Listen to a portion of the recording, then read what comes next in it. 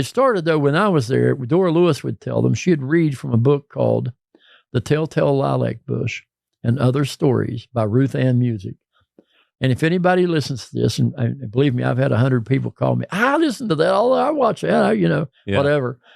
And the book you want to buy, if you've got $15 to spend on a local ghost story book, you want The Telltale Lilac Bush and Other Stories by Ruth Ann Music. If you can afford two, the other one you want is Appalachian Ghost Stories and Other Tales by a guy named Dr. James Gay Jones. He was my history professor at Glenville State. And then I'll probably find one. I wrote 3 little books that are like 30 pages long, and there's little stories in it, and it's out of print, but I probably have 20 or 30 lying around. So you come that far, whoever hears this, and I'll get you a book, I promise. That's awesome. Is there a certain day of the week that they'll have it during the Fridays summer? and Saturdays. You never know which one, but it'll be on their site and on mine.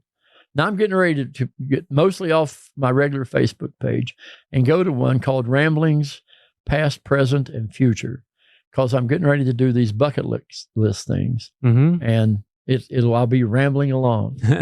That's awesome. So how'd you end up at the courthouse? Like, tell me your story about how you decided to get into, and you became a delegate eventually, right? Well, okay. I spent 28 years teaching school at every high school in Wyoming County at one time or another.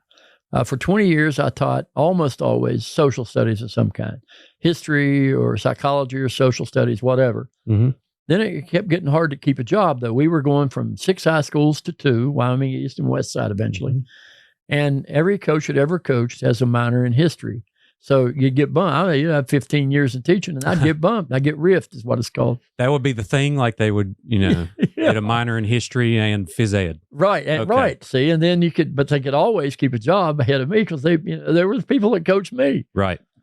But, and so the last 7.5 years or so I taught mainly chemistry, physics, and environmental science. I had to go back and get some classes and to keep a job.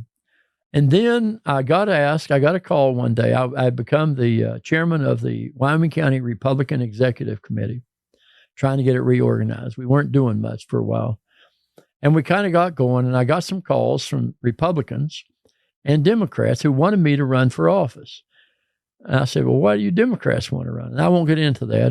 It's a political story. I try to stay away from that. Yeah, we don't do politics. Yeah, I don't like to either. But anyway, they talked me into running for office.